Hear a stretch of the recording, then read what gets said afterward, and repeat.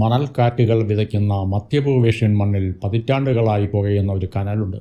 അമേരിക്കയും ഇറാനും തമ്മിലുള്ള ശത്രുതയുടെ കനൽ. ഇത് വെറുമൊരു അധികാര കൈമാറ്റത്തിൻ്റെയോ ഭൂപടത്തിലെ അതിരുകളുടെയോ തർക്കമല്ല, മറിച്ച് രണ്ട് വിഭിന്ന ലോകവീക്ഷണങ്ങൾ തമ്മിലുള്ള നേർക്കുനേർ പോരാട്ടമാണ്. നഗരമധ്യങ്ങളിൽ ഉയരുന്ന മിസൈലുകളുടെ ഗർജനത്തിനും ഉപരോധങ്ങൾ തളർത്തുന്ന സാധാരണക്കാരൻ്റെ നിശബ്ദമായ വിലാപങ്ങൾക്കുമിടയിൽ ഒരു ജനതയുടെ അതിജീവനത്തിൻ്റെ കഥയുണ്ട്. സമാധാനത്തിൻ്റെ വെള്ളരിപ്രാവുകൾക്ക് പകരം മിസൈലുകളും ഡ്രോണുകളും ആകാശം കീഴടക്കുമ്പോൾ ലോകം ശ്വാസമടക്കി പിടിച്ചിരിക്കുന്നു. ചർച്ചാമേശകളിൽ നയതന്ത്രജ്ഞർ വാക്കുകൾ കൊണ്ട് കോട്ടകൾ തീർക്കുമ്പോഴും അതിർത്തികൾ അശാന്തമാണ്. ഒരു വശത്ത് ആധുനിക ലോകക്രമത്തിൻ്റെ ആധിപത്യവും മറുവശത്ത് വിട്ടുകൊടുക്കാത്ത ദേശീയബോധവും തമ്മിലുള്ള ഈ പോരാട്ടം കേവലം സൈനികം മാത്രമല്ല, മറിച്ച് ചരിത്രവും രാഷ്ട്രീയവും മനുഷ്യാവകാശങ്ങളും ഇഴചേർന്ന ഒരു തീരാ നോവായി മാറിയിരിക്കുന്നു.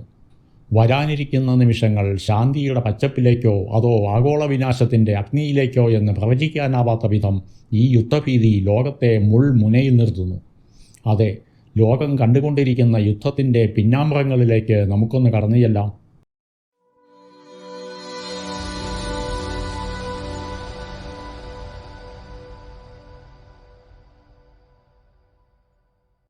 ആഴ്ചകളോളം നീണ്ടുനിന്ന സൈനിക നീക്കങ്ങൾക്കും പ്രസിഡന്റ് ട്രംപിൻ്റെ ഭീഷണികൾക്കും ശേഷം ഫെബ്രുവരി 28-ന് അമേരിക്കയും ഇസ്രായേലും ഇറാനെതിരെ വലിയ തോതിലുള്ള ആക്രമണം അഴിച്ചുവിട്ടു. ഇറാൻ ആണവായുധം നേടുന്നത് തടയുകയും ഇറാൻ ഭരണകൂടത്തിൽ നിന്നുള്ള ആസന്നമായ ഭീഷണികളില്ലാതാക്കി ലോകരാജ്യങ്ങളെ സംരക്ഷിക്കുകയും ചെയ്യുക എന്നതാണ് ഈ ഓപ്പറേഷൻ്റെ ലക്ഷ്യമെന്നായിരുന്നു ഡൊണാൾഡ് ട്രംപിൻ്റെ ആദ്യത്തെ പ്രഖ്യാപനം. ടെഹ്റാനിൽ ഇസ്രായേൽ പ്രതിരോധ സേന IDF നടത്തിയ ആക്രമണത്തിൽ ഇറാൻ പരമോന്നത നേതാവ് അയത്തുള്ള അലി ഖൊമേനിയുടെ കൊലപാതകം മുതൽ ഇപ്പോഴും തുടരുന്ന രക്തരൂക്ഷിതമായ ആക്രമണങ്ങൾക്ക് യാതൊരവസാനവുമില്ല. ഇസ്ഫഹാൻ, കരാച്ച്, കെർമൻഷാ എന്നിവിടങ്ങളിലെ സൈനിക കേന്ദ്രങ്ങളെ ലക്ഷ്യമിട്ടാണ് കൂടുതൽ US-ഇസ്രായേൽ ആക്രമണങ്ങൾ നടന്നത്. Bahrain, Kuwait, Qatar, United Arab Emirates എന്നിവയുൾപ്പെടെ മിഡിൽ ഈസ്റ്റിലുടനീളമുള്ള ഇസ്രായേലിനും US കേന്ദ്രങ്ങൾക്കും നേരെ മിസൈലുകൾ പ്രയോഗിച്ചുകൊണ്ട് ഇറാൻ പെട്ടെന്ന് തിരിച്ചടിച്ചു. 2023 ഒക്ടോബർ 7-ന് ഇസ്രായേലിനെതിരെ ആക്രമണം നടത്താൻ പാലസ്തീൻ തീവ്രവാദ ഗ്രൂപ്പായ ഹമാസിന് ഇറാൻ വർഷങ്ങളായി സൈനിക സഹായവും പരിശീലനവും നൽകിയിട്ടുണ്ട്. കൂടാതെ ലെബനോണിലെ ഹിസ്ബുള്ളയ്ക്ക് സായുധ ഡ്രോണുകളും ആയുധങ്ങളും എത്തിച്ചു. സിറിയയിൽ 1 ലക്ഷം ഷിയ പോരാളികളെ എത്തിച്ചു. ബാലിസ്റ്റിക് മിസൈലുകളും പലതരം ആയുധങ്ങളും യമനിലെ ഹൂതികൾക്ക് ഇറാൻ നൽകി. ഇവർക്ക് പലതരം ഡ്രോണുകളും നൽകി. ഇറാഖിലെ ഷിയ സായുധ സംഘങ്ങളെ സഹായിച്ചു. ഇസ്രായേലും ഇറാനും തമ്മിലുള്ള സംഘർഷം 2023 ഒക്ടോബറിൽ അമേരിക്കയുടെ അടുത്ത സഖ്യകക്ഷിയായ ഇസ്രായേലും ഇറാൻ പിന്തുണയുള്ള പാലസ്തീൻ തീവ്രവാദ സംഘടനയായ ഹമാസും തമ്മിലുള്ള യുദ്ധം പൊട്ടിപ്പുറപ്പെട്ടത് ഇറാനും ഇസ്രായേലും തമ്മിലുള്ള സംഘർഷം വർദ്ധിപ്പിച്ചു. ഗാസ മുനമ്പിലേക്കുള്ള ഇസ്രായേലിൻ്റെ സൈനിക കടന്നുകയറ്റത്തിൽ പ്രതിഷേധിച്ച് ഇറാൻ പിന്തുണയുള്ള പ്രോക്സി സേനകൾ ആക്രമണങ്ങൾ ശക്തമാക്കി. കൂടാതെ ഇറാഖിലെയും സിറിയയിലെയും US-ഇസ്രായേൽ ലക്ഷ്യങ്ങൾക്ക് നേരെ 200ഓളം ആക്രമണങ്ങൾ നടന്നു. ഇതിന് മറുപടിയായി 2023 ഒക്ടോബർ 26-ന് 2 ഇറാൻ പിന്തുണയുള്ള കേന്ദ്രങ്ങളിൽ വ്യോമാക്രമണം നടത്താൻ അമേരിക്ക ഉത്തരവിട്ടു. 2024 ഫെബ്രുവരി 2-ന് ഇരു രാജ്യങ്ങളിലെയും ഇറാനുമായി ബന്ധപ്പെട്ട 85 ലക്ഷ്യങ്ങളിൽ കൂടി ആക്രമണം നടന്നു.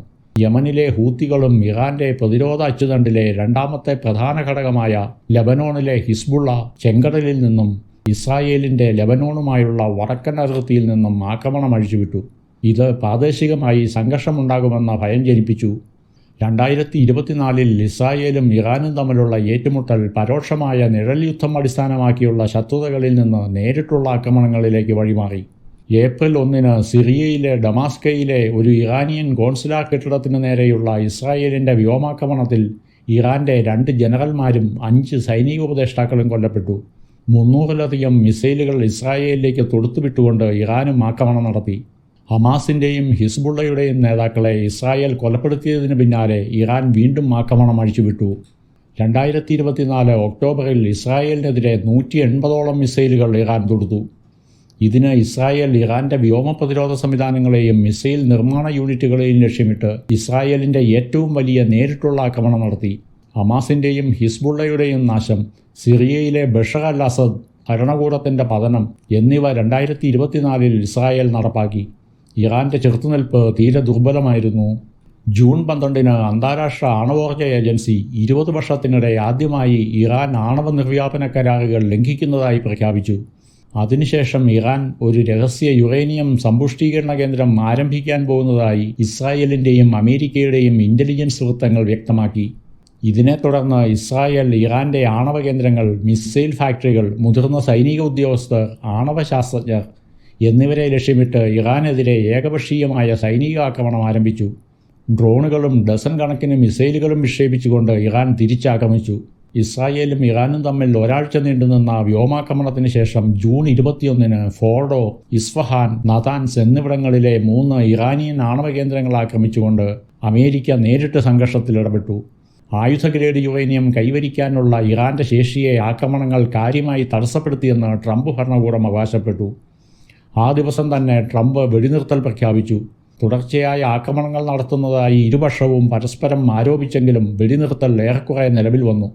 2026 ഫെബ്രുവരി 28 മുതൽ ഇസ്രായേലിനൊപ്പം ചേർന്ന് ഇറാനെതിരെ അമേരിക്ക നടത്തുന്ന സൈനിക നടപടിയുടെ പ്രാഥമിക ലക്ഷ്യങ്ങൾ എന്താണ്?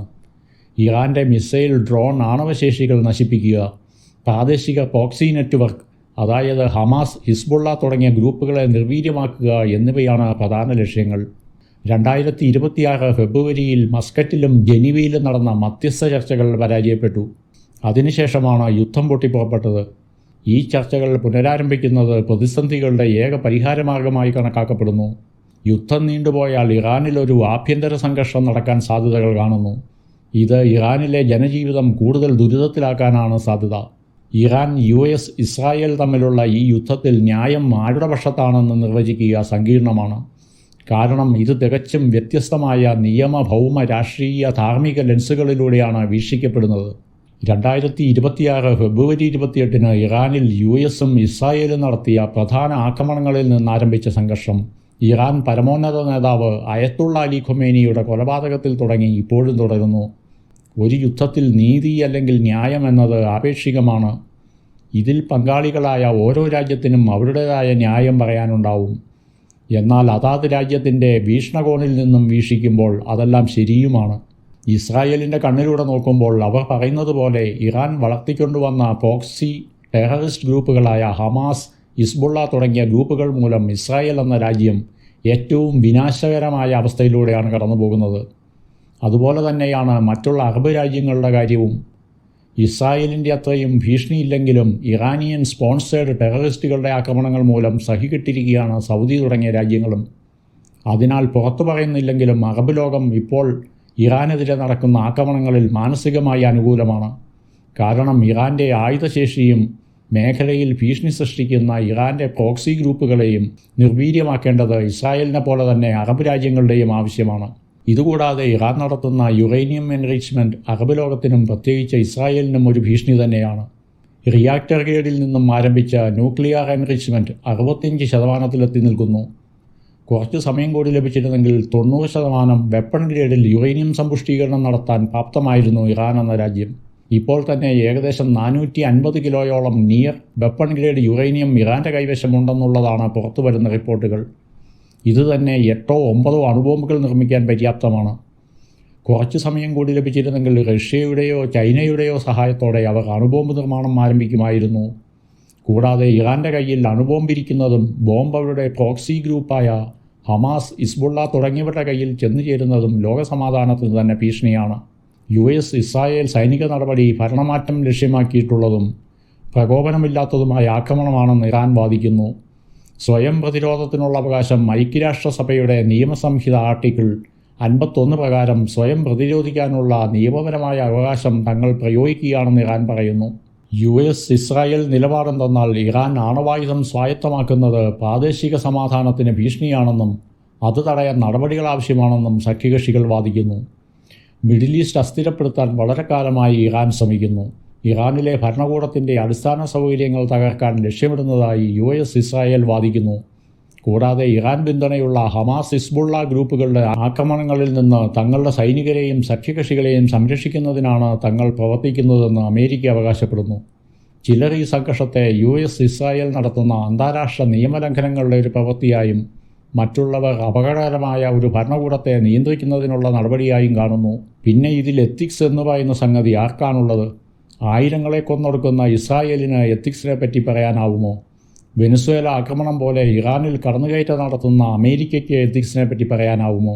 ഒരു മാസം മുമ്പ് നടന്ന ആഭ്യന്തര സംഘർഷങ്ങളിൽ ആയിരക്കണക്കിന് സ്വന്തം പൗരന്മാരെ കൊന്നുകളയുകയും ലോകസമാധാനത്തിന് ഭീഷണിയായ ഹമാസ്, ഹിസ്ബുള്ള തുടങ്ങിയ ഗ്രൂപ്പുകളെ പ്രൊമോട്ട് ചെയ്യുകയും ചെയ്യുന്ന ഇറാന് എത്തിക്സിനെ പറ്റി പറയാൻ അവകാശമുണ്ടോ? ഇറാനെതിരെ ഇസ്രായേൽ നടത്തുന്ന യുദ്ധം ഇറാന്റെ സൈനിക അടിസ്ഥാന സൗകര്യങ്ങൾ ലക്ഷ്യമിട്ടുള്ള തീവ്രമായ വ്യോമാക്രമണത്തിലാണ് ലക്ഷ്യം വയ്ക്കുന്നത്. ഇത് ഇറാനിയൻ അടിസ്ഥാന സൗകര്യങ്ങളുടെ ഗുരുതരമായ നാശത്തിന് കാരണമാകും. കൂടാതെ അനിശ്ചിതമായ ഭരണമാറ്റ സാധ്യതകളെ അഭിമുഖീകരിക്കുന്നു. മികച്ചതാണെങ്കിലും നയിക്കുന്ന സഖ്യം ഈ സംഘർഷത്തിൽ കൂടുതൽ നാൾ കുടുങ്ങിപ്പോകാനും എണ്ണവില ഉയരാനും വൻതോതിലുള്ള അഭയാർത്ഥി പ്രതിസന്ധികൾ സൃഷ്ടിക്കാനും പശ്ചിമേഷ്യയിൽ ദീർഘകാല അസ്ഥിരതയ്ക്കും കാരണമാകുന്നു. അമേരിക്കയും ഇസ്രായേലും ഇറാനേക്കാൾ 10 മടങ്ങ് ശക്തവും ഏറ്റവും മികച്ച സൈനിക സന്നാഹങ്ങളും മോഡേൺ വെപ്പൺസും ഉണ്ടെങ്കിൽ തന്നെ ഈ സംഘർഷം വളരെ വേഗത്തിൽ നിർണായകമായ വിജയം സഖ്യകക്ഷികൾക്ക് ലഭിക്കുന്നതിനു പകരം ദീർഘകാലം നീളുന്നതിനും ഉയർന്ന ചെലവുള്ളതുമാകാൻ സാധ്യതയുണ്ട്. സംഘർഷം ഇതിനകം തന്നെ ആഗോള വിപണിയിൽ കാര്യമായ തടസ്സങ്ങൾക്ക് കാരണമായിട്ടുണ്ട്. ഹോർമുസ് കടൽ അടച്ചുപൂട്ടൽ മൂലമുള്ള കടുത്ത പ്രതിസന്ധി വരും ദിവസങ്ങളിൽ ഏറ്റവും രൂക്ഷമാവാൻ പോകുന്നു. LPG ക്രൂഡ് പ്രതിസന്ധി ഇപ്പോൾ തന്നെ വളരെ രൂക്ഷമാണ്. ഇറാൻ സംഭരിച്ചു വച്ചിരിക്കുന്ന ആയുധങ്ങൾ മുഴുവൻ നശിപ്പിച്ചാലും യുദ്ധം തീരാൻ യാതൊരു സാധ്യതയും കാണുന്നില്ല. കാരണം ഇറാൻ്റെ ആയുധങ്ങൾ ഭൂരിഭാഗവും നശിപ്പിച്ചു കളഞ്ഞതായി അമേരിക്ക അവകാശപ്പെടുന്നു. ഇറാൻ്റെ പ്രത്യാക്രമണങ്ങൾ ദുർബലമാകുന്നതും നമ്മൾ കണ്ടതാണ്. എന്നാൽ കുറച്ചു ദിവസമായി ഇറാൻ്റെ ഈ ആക്രമണങ്ങളിൽ മാറ്റം വന്നിരിക്കുന്നു. ഇതുവരെയുമില്ലാത്ത ബാലിസ്റ്റിക് മിസൈലുകളും മറ്റും ഇറാൻ ഇപ്പോൾ ഉപയോഗിച്ചു തുടങ്ങിയിട്ടുണ്ട്. കഴിഞ്ഞയാഴ്ച ഇന്ത്യൻ മഹാസമുദ്രത്തിലുള്ള ഡിഗോ ഗാർസിയയിലെ UK സൈനിക താവളത്തിന് നേരെ ഇറാൻ 2 ഇൻ്റർമീഡിയറ്റ് ബാലിസ്റ്റിക് മിസൈലുകൾ പ്രയോഗിച്ചിരുന്നു. ഇറാൻ്റെ തീരത്ത് നിന്ന് 3000 കിലോമീറ്ററിലധികം ദൂരമുള്ള ഡിഗോ ഗാർസിയ സൈനിക ബേസാണ് ഇറാൻ ആക്രമിച്ചിരുന്നത്. കൂടാതെ കഴിഞ്ഞയാഴ്ച തന്നെ ഇസ്രായേൽ ആണവ ഗവേഷണ കേന്ദ്രത്തിന് സമീപമുള്ള പട്ടണങ്ങളിൽ വലിയ രീതിയിലുള്ള മിസൈൽ ആക്രമണങ്ങൾ ഇറാൻ നടത്തി. ഇറാൻ ബാലിസ്റ്റിക് മിസൈലുകൾ പതിച്ച ഈ സ്ഥലത്തു നിന്നും വലിയ നാശനഷ്ടങ്ങളും വലിയ കാഷ്വാലിറ്റികളും റിപ്പോർട്ട് ചെയ്തിരുന്നു. ഡിമോണ സിറ്റിക്ക് പുറത്ത് ഏകദേശം 13 കിലോമീറ്റർ അകലെ സ്ഥിതി ചെയ്യുന്ന ആണവ ഗവേഷണ കേന്ദ്രത്തിന് കേടുപാടുകൾ സംഭവിച്ചതായി റിപ്പോർട്ട് ചെയ്യപ്പെട്ടു. ഇറാൻ മിസൈൽ പതിച്ച ഈ 2 നഗരങ്ങളിലും വലിയ നാശനഷ്ടങ്ങളുണ്ടായി. കൂടാതെ ഇപ്പോഴും ഇടയ്ക്കിടെ ഇറാൻ ബാലിസ്റ്റിക് മിസൈലുകൾ പ്രയോഗിക്കുന്നുണ്ട്. ഈ ആക്രമണങ്ങളിൽ കനത്ത നാശനഷ്ടങ്ങളും കാഷ്വാലിറ്റികളും റിപ്പോർട്ട് ചെയ്യപ്പെടുന്നു. യുദ്ധം ആരംഭിച്ച് ഒരു മാസത്തിനുള്ളിൽ അമേരിക്കയുടെയും ഇസ്രായേലിൻ്റെയും കനത്ത ആക്രമണത്തിൽ സ്വന്തം ആയുധശേഷിയും ഇൻഫ്രാസ്ട്രക്ചറുകളും തകർന്ന ഇറാന് ഇത്രയും നാളില്ലാതിരുന്ന ആയുധശേഷിയും കൃത്യമായ ആക്രമണശേഷിയും എങ്ങനെ ലഭിച്ചു? ഇത്തരം കൃത്യതയുള്ള ബാലിസ്റ്റിക് മിസൈലുകൾ ഇറാൻ്റെ കൈവശമുണ്ടായിരുന്നുവെങ്കിൽ എത്രയോ നേരത്തെ തന്നെ അവർ അത് പ്രയോഗിക്കുമായിരുന്നു എന്ന കാര്യത്തിൽ യാതൊരു സംശയവുമില്ല. ഇസ്രായേൽ ആക്രമണങ്ങളിൽ മിക്കവാറും തകർന്നിട്ടും വലിയ വീര്യത്തോടെ പുതിയ മിസൈലുകളും ആയുധങ്ങളും കൃത്യതയോടെ ഇറാൻ പ്രയോഗിക്കുന്നുണ്ടെങ്കിൽ അതിനർത്ഥം ഒന്നേയുള്ളൂ: ഇറാന് പുറത്തുനിന്നും ആയുധ സഹായം ലഭിക്കുന്നുണ്ട്. അങ്ങനെയെങ്കിൽ അത് എവിടെ നിന്ന്?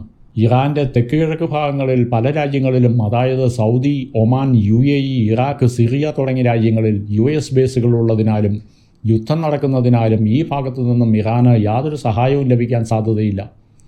പിന്നെ ബാക്കിയുള്ളത് ഇറാൻ്റെ വടക്കൻ തീരവുമായി അതിർത്തി പങ്കിടുന്ന കാസ്പിയൻ കടൽ. റഷ്യയുടെ തെക്കൻ തീരപട്ടണമായ അസ്ട്രാഖാനിൽ നിന്നും വടക്കൻ ഇറാനിലുള്ള ബന്ദർ അൻസാരിയുമായി നേരിട്ട് ബന്ധമുള്ള കാസ്പിയൻ കടൽ. റഷ്യയിൽ നിന്നും വെറും 750 കിലോമീറ്റർ ദൂരമുള്ള ഈ കാസ്പിയൻ കടൽ ഇരു രാജ്യങ്ങൾക്കുമിടയിൽ ഒരു സുപ്രധാനമായ നേരിട്ടുള്ള വ്യാപാര, സൈനിക, ലോജിസ്റ്റിക് റൂട്ടായി പ്രവർത്തിക്കുന്നു. റഷ്യയുടെ തെക്കൻ തീരത്തു നിന്നും ആരംഭിക്കുന്ന കാസ്പിയൻ കടൽ കിഴക്കുള്ള അസർബൈജാനുമായും പടിഞ്ഞാറുള്ള ടർക്ക്മെനിസ്ഥാനുമായും അതിർത്തി പങ്കിട്ട് ഇറാൻ്റെ വടക്കൻ തീരത്തെത്തിച്ചേരുന്നു. ഒറ്റവാചകത്തിൽ പറഞ്ഞാൽ ഈ കാസ്പിയൻ കടൽ വഴി ഇറാന് റഷ്യയിൽ നിന്നും ആയുധ സഹായങ്ങൾ ലഭിച്ചുകൊണ്ടിരിക്കുന്നു. ഈ ആയുധങ്ങൾ നിർലോഭം ഇറാന് ലഭിച്ചുകൊണ്ടിരിക്കുമ്പോൾ എന്തൊക്കെ നാശനഷ്ടങ്ങൾ സഖ്യസേനകൾ ഇറാനിൽ ഉണ്ടാക്കിയാലും ഈ രാജ്യത്തെ കീഴടക്കാൻ പ്രയാസമാണ്. ഈ ആയുധലഭ്യത മൂലം എത്ര നാൾ വേണമെങ്കിലും യുദ്ധം നീട്ടിക്കൊണ്ടു പോകുവാൻ ഇറാന് കഴിയും എന്നതൊരു വസ്തുതയാണ്.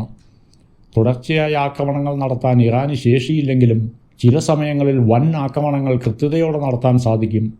കൂടാതെ റഷ്യയിൽ നിന്നും ഇപ്പോൾ ലഭിക്കുന്ന ആയുധങ്ങൾക്ക് പകരം ഉയർന്ന ശേഷിയുള്ള ബാലിസ്റ്റിക് മിസൈലുകൾ ലഭിച്ചാൽ കാര്യങ്ങൾ മാറിമറിയും. കാര്യങ്ങൾ ഇങ്ങനെ പോവുകയാണെങ്കിൽ അധികം വൈകാതെ ഇറാനിൽ നിന്നും 10,500ഓളം കിലോമീറ്റർ ദൂരം താണ്ടി ബാലിസ്റ്റിക് മിസൈലുകൾ നഗരങ്ങളിൽ പതിക്കുന്ന കാലവും വിദൂരമല്ല. ഈ കാര്യങ്ങൾ മനസ്സിലാക്കിയിട്ടായിരിക്കും പ്രസിഡന്റ് ഡൊണാൾഡ് ട്രംപ് യുദ്ധത്തിൻ്റെ കാഠിന്യം കുറയ്ക്കാൻ തയ്യാറായതും ആക്രമണം കുറച്ചു ദിവസത്തേക്ക് നിർത്തിവെച്ചതും. വരും ദിവസങ്ങളിൽ യുദ്ധമെല്ലാം അവസാനിച്ച് പശ്ചിമേഷ്യ ശാന്തമാകുമെന്ന് നമുക്ക് പ്രതീക്ഷിക്കാം.